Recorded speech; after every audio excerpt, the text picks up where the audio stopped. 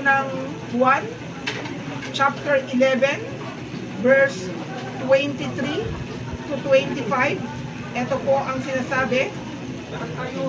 Muling mabubuhay ang iyong kapatid, sabi ni Jesus. Sumagot si Marta, nalalaman ko pong siya'y mabubuhay muli sa huling araw. Sinabi sa kanya ni Jesus, ako ang nagbibigay buhay at muling pagkabuhay. Ang sino mang sumasampalataya sa akin, sabi ni Jesus, kahit mamamatay ay muling mabubuhay. Amen.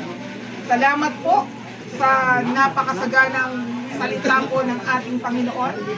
In behalf po sa Jesus Reentronio Christian Church, kami po ay nakikiramay sa pamilya ni Sister Narda. Matagal ko na po silang kilala. Amen po. Actually po, maging kanyang mga anak, nung malakas pa po, nung mga bata-bata pa po ito, Sister Narda, at malakas pa, hindi pa po siya nag-stroke, hindi pa po siya nagkakasakit, ay talaga po siya po ay pumupunta ng church, kahit na medyo mataas po ng church, ay siya po ay nakakadalo, kahit na po nung siya ay na-stroke, at siya po ay nakatungkod na, ay pinipilit pa rin po niya na siya po ay makaakyat sa church para po sa gawain po ng ating Panginoon. Pero mga kapatid, ito po yung katotohanan, amen, na ang sabi ng salita ng ating Panginoon, ang Panginoon ang muling pagkabuhay. Mapalad po ang mga tao na kung saan ay nakikinig ng kanyang mga salita. Amen po, sapagkat sabi ng Panginoon sa kanyang mga salita, hindi lamang po nabubuhay ang tao sa tinapay, kundi po nabubuhay din po tayo sa salita ng ating Panginoon. Amen. Ang tao po ay binubuo ng tatlong bagay. Amen. Ang ating pong espiritu, katawan at kaluluwa. Ang pagkain po ng ating katawan, kanin, tubig, ulam. Kaya tayo lumalakas. Pero ang pagkain po ng ating kaluluwa ay wala pong iba kundi po ang salita ng Diyos. Amen. Tanungin mo yung katabi mo, kalabitin mo. Kayo po na nasa labas. Tanungin mo yung katabi mo, may kaluluwa ka ba?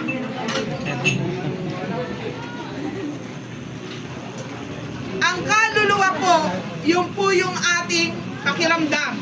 Pag kinurot mo yung iyong baraso at ikaw ay nasaktan, ibig sabihin may kaluluwa ka. Amen po?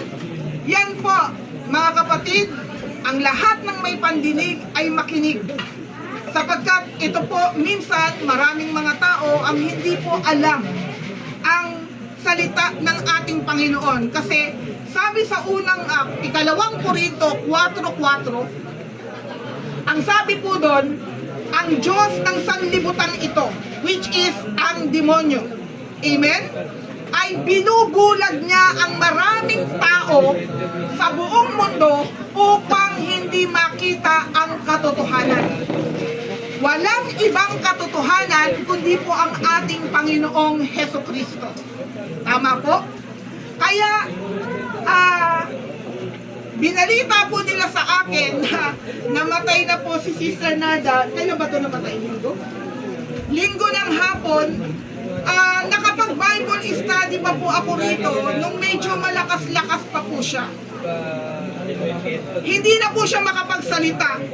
Pag tinatanong ko po siya, nagtatype na lang po siya sa kanyang cellphone para ako po ay sagutin dun sa tinatanong ko po sa kanya.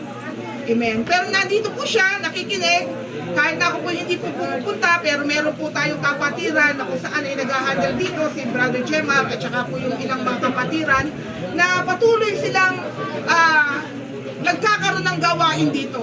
Kaya ako'y naniniwala sa huling sandali ng kanyang buhay, amen po, na andun pa rin yung kanyang eagerness na makinig ng salita ng ating Panginoon.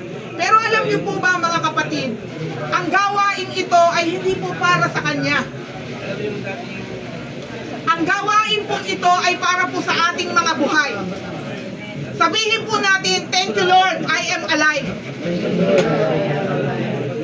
Kasi bakit? Salamat! Buhay pa tayo kasi ibig sabihin, hindi pa tapos ang ating misyon. Amen po. Kaya ang gawain ito ay hindi po para sa Kanya. Ginamit po ng Panginoon ang Kanyang kamatayan para po sa ating lahat. Kasi kahit na anong sigaw ko, Sister Narda, hindi niya na po ako maririnig. Kahit pasabihin pa ng kanyang mga anak na, Nanay, mahal na mahal kita, hindi kanya na maririnig. Kaya ang pakiusap ko doon sa may mga asawa, sino po may mga asawa rito? Buhay pa po yung asawa. Ipadama na ang pagmamahal hanggat buhay pa. Tama?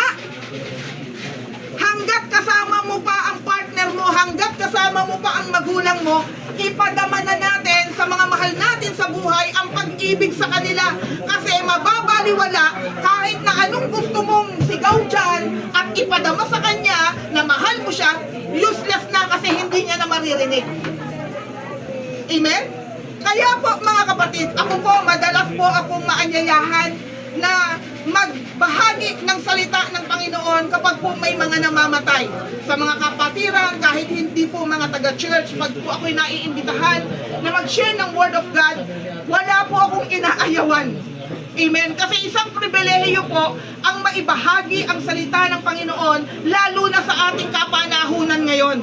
Ang gulo na po ng mundo, ang gulo sa ating gobyerno, ang gulo sa ating Senado, di po ba? So saan na lang po tayo makakakuha ng kapayapaan? Wala pong iba kundi sa presensya ng ating Panginoon. Amen?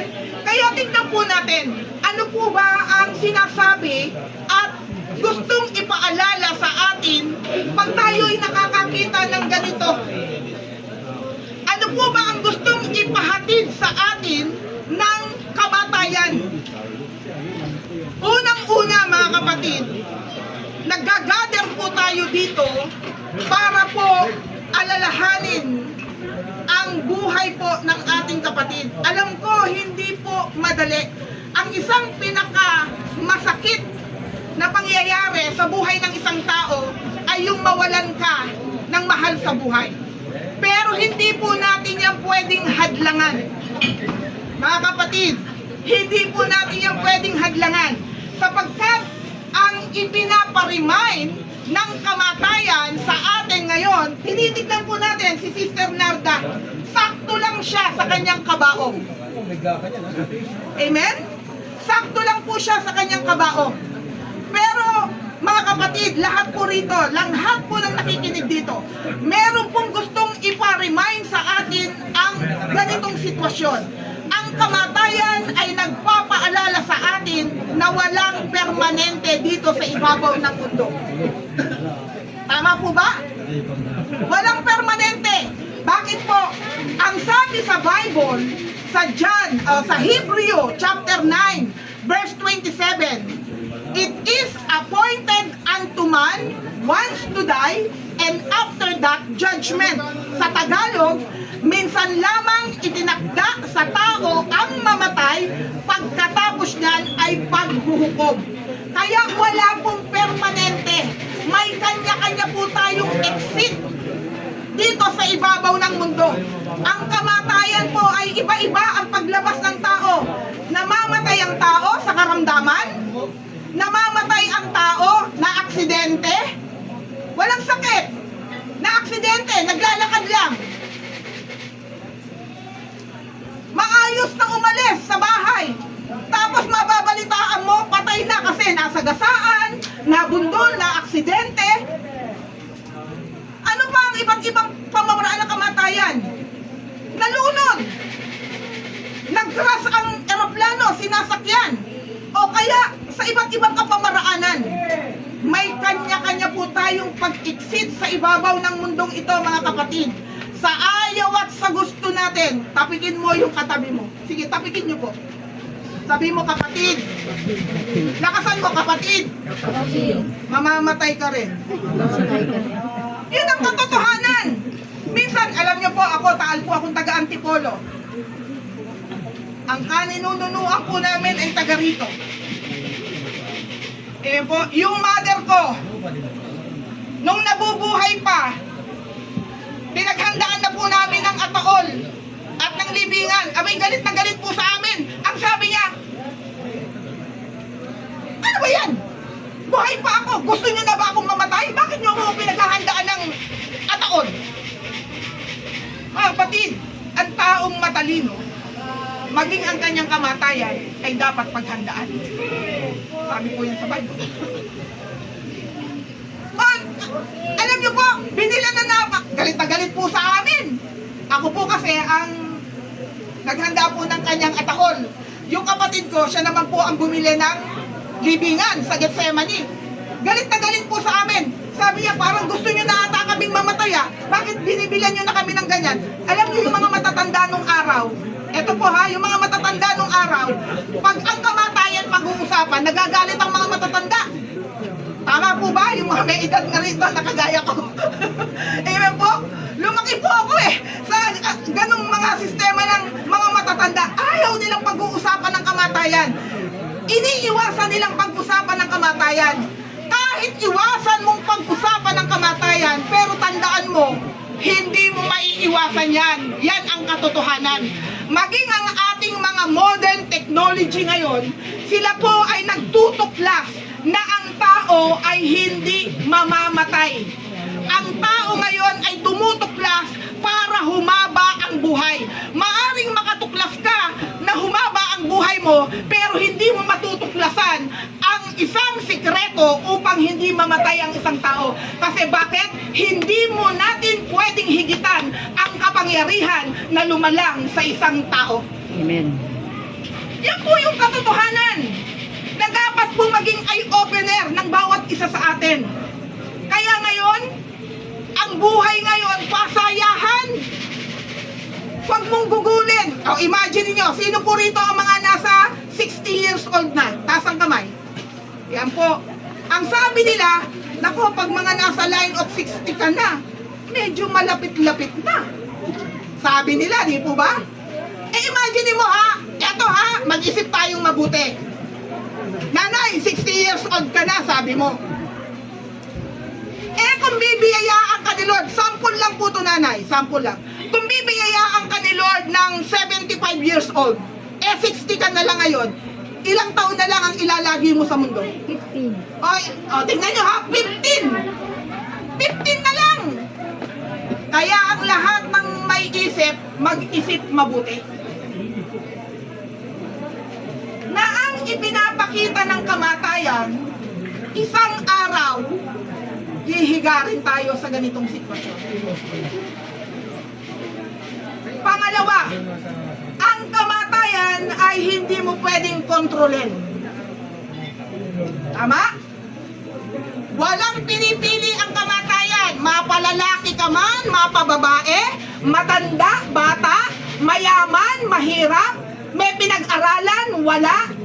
Dadaan tayong lahat sa sitwasyong ganito. Kaya buksan po natin ang ating mga pag-iisip, mga kapatid. Amen. Na isang araw tayo po ay nagkikita-kita, yung mga kamag-anakan, nagkikita-kita pag merong mga namatayan na parang may reunion. Doon lang nagkikita-kita pag may namatayan o kaya may mga importanteng okasyon. Di po ba? Mga kapatid, ito po yung dapat po nating tandaan. Amen.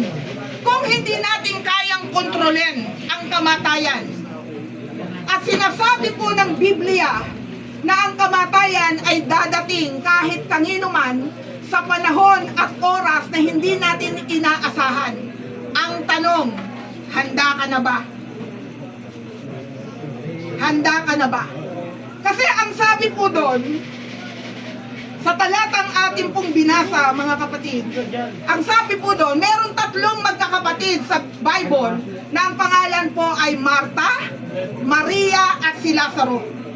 Namatay po ang kanilang kapatid na si Lazaro. At ang sabi po ni Marta sa ating Panginoong Jesus, sumagot ang mga alagad, sabi po doon sa verse 23, sabi po doon, muling mabubuhay ang iyong kapatid, sabi ni Jesus. Sumagot si Marta, nalalaman ko pong siya'y mabubuhay muli sa huling araw. Sinabi sa kanya ni Jesus, ako ang nagbibigay buhay at muling pagkabuhay. Ang sino mang sumasampalataya sa akin, ulitin ko po ha, ito po yung mabuting balita. Sinabi sa kanya ni Jesus, siyempre po, nagdadalamhati yung magkapatid, si Maria at si Marta. Kasi sabi nila kay Lord, Guro, Panginoon, kasi malapit sa puso ni Lord Jesus si Lazaro eh. Malapit po ang ating Panginoong Jesus kay Lazaro. Namatay. Sobrang pagdadalamhati ng dalawang magkapatid na babae. Ang sabi nila sa ating Panginoon, Guro, Panginoong Jesus, kung sana na andito ka, hindi sana namatay ang aming kapatid. Pero sumagot ang ating Panginoong Jesus, sinagot ni Jesus Christ, si Marta, ang sabi ng Panginoong Jesus kay Marta, sinabi sa kanya ni Jesus, ako ang nagbibigay buhay at muling pagkabuhay. Ang sino mang sumasampalataya sa akin, ang sino mang sumasampalataya sa ating Panginoong Jesus, kahit mamatay, muli siyang mabubuhay. Maraming tao ang hindi alam ito. Akala nila, pag ikay namatay, inilibing ka, tapos na ang buhay. Yes, tapos na dito sa ibabaw ng mundo. Pero ito ang mabuting balita. Ang sabi ng ating Panginoon, ang sino mang sumampalataya sa Kanya, kahit mamatay, ay muling mabubuhay sa takdang panahon. Kaya dapat mga kapatid, oo, malungkot, kasi mawawala na siya sa paningin mo, hindi mo na siya makakasama, hanggang doon na lang.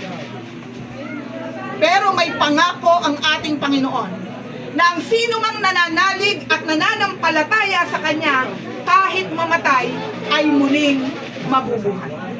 Amen. Kaya ito po ang mabuting balita ng ating Panginoong Jesus. Hanggat buhay ka, piliin mo na kung saang destinasyon ka gusto mong uuwi. Uuwi ka ba sa piling ng ating Panginoon o uuwi ka ba sa piling ng kaaway? Amen? Ang taong matalino dapat po nag-iisip. Amen? Huwag kang magtaka balang araw, ba't ka nasa langit? Kasi pinagdesisyonan mo yan nung nabubuhay ka. Huwag ka rin magtaka kung nasa impyerno ka. Amen? Bakit? Ang sabi ng Panginoon, ilang beses na ba akong kumakatok sa puso mo, pero pinagsasarhan mo ako. Mga kapatid, ayaw po ng Panginoon na mapahamak ang tao. John chapter 11 verse Jeremiah 11:29. For I know the plans for you, plans to prosper you and not to harm you, but to give you hope in the future. Amen.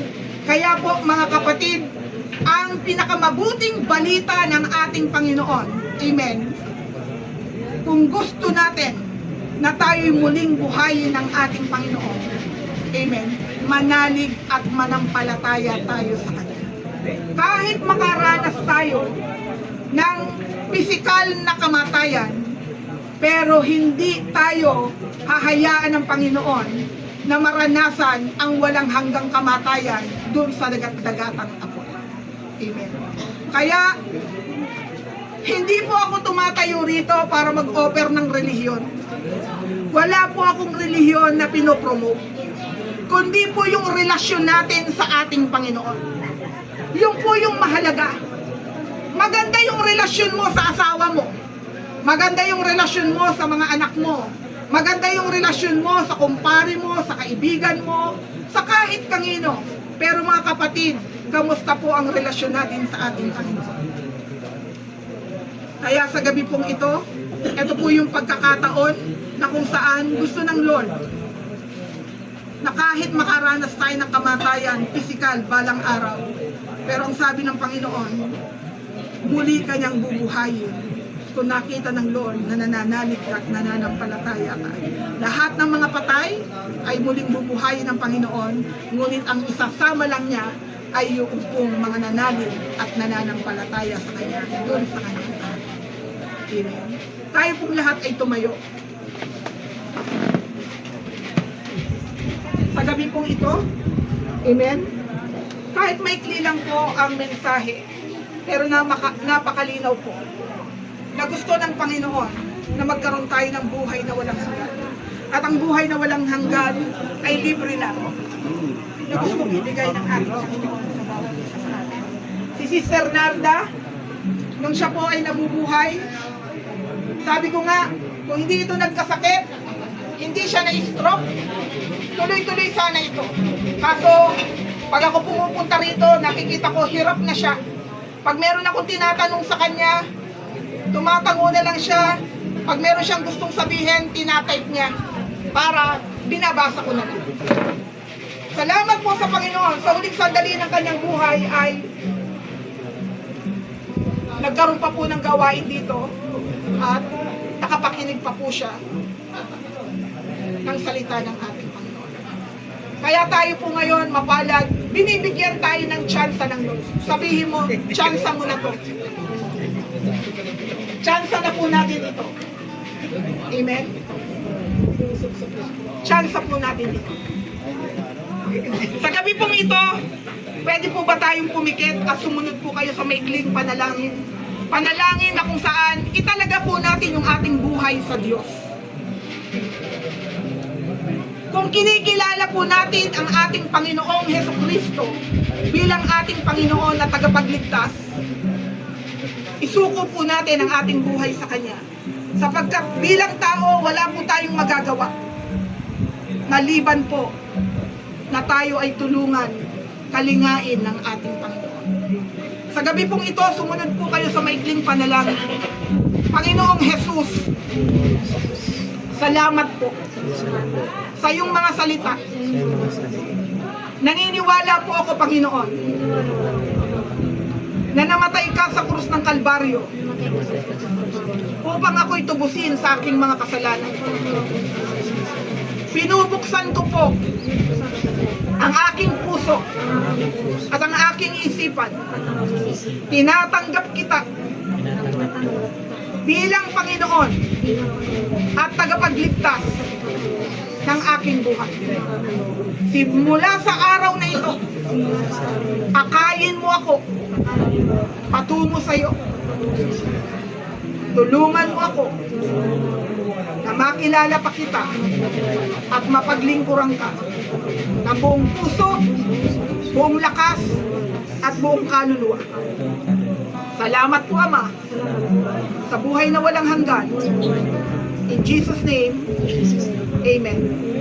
Ako po'y mananalangin. Amang banal na makapangyarihan sa lahat, nakita mo po ang sinseridad ng mga taong sumunod sa panalangin ng pagtanggap sa inyo. Father God, I pray, hawakan mo ang kanilang buhay. Pagpalain mo sila at ingatan, O God, sampu ng kanilang mga pamilya. Aminado po kami, Panginoon, that apart from Thee, we can do nothing, O God. Wala po kaming maipagmamalaki, O God, Lord. Lahat ng bagay ay alam namin, O God. Ipinahihiram mo lang sa amin ang lakas, ang buhay na meron kami. Kaya Lord, kinikilala ka namin, Panginoon, O God. Hallelujah. Bilang aming Panginoon at tagapagligtas ng aming buhay. Wala po kami maipagmamayabang, Panginoon. Kaya tulungan mo po kami na habang kami nabubuhay, magkaroon kami, O God, Lord, ng pananagutan sa inyo. Magkaroon kami, Panginoon, ng oras at panahon sa inyo, Panginoon, O God. Hindi lang po sa salita, kundi maipadama po ng bawat isa sa amin na meron kaming pag-ibig, pagrespeto, paggalang sa inyo, Ama. Lord, i-bless mo ang mga taong nandito ngayon, O God. Maging ang mga taong nasa labas, Panginoon. Kumilos ka sa kanilang mga buhay, Panginoon. Lord, tinataas ko rin po ang buong pamilya ni Nanay Narda, O God. Pagpalain mo sila kasi sila po'y nawala ng ina, O God, Lord. Silang magkakapatid, bigkisin mo ng pag-ibig, bigkisin mo ng pagkakaisa, maipadama po nila ang pagtutulungan, O God. Lord, kahit wala na si Nanay Narda, O God, ang kanyang mga anak ay makapagpatuloy sa gawang paglilingkod sa inyo, O God, Lord. Salamat, O God. Tulungan mo si Sister, O Lord God, hallelujah, Glenda, Panginoon, na mapangunahan niya ang kanyang mga kapatid Maghatid, Panginoon, palapit sa inyo, O God, Lord. At Lord God, wala na si Nanay Narda, magpatuloy pa rin ang gawain dito sa kanilang tahanan, Panginoon, O God. Salamat po, O God. Lord, ang pagpapala, ang pag-iingat, Lord God, ay pagkaloob mo sa bawat isa, maging ang araw ng libing bukas, ay hinihiling namin ang magandang panahon. O God, Lord, ang provision mo sa lahat ng kanilang pinansyal na pangangailangan. Salamat po, Ama. All the glory, all the honor, Father God, belongs to you. In Jesus' name, amen and amen. Isa pa po sa panghuling pang-awiting, tayo po yung awit, awiting nagsasabi ko, still,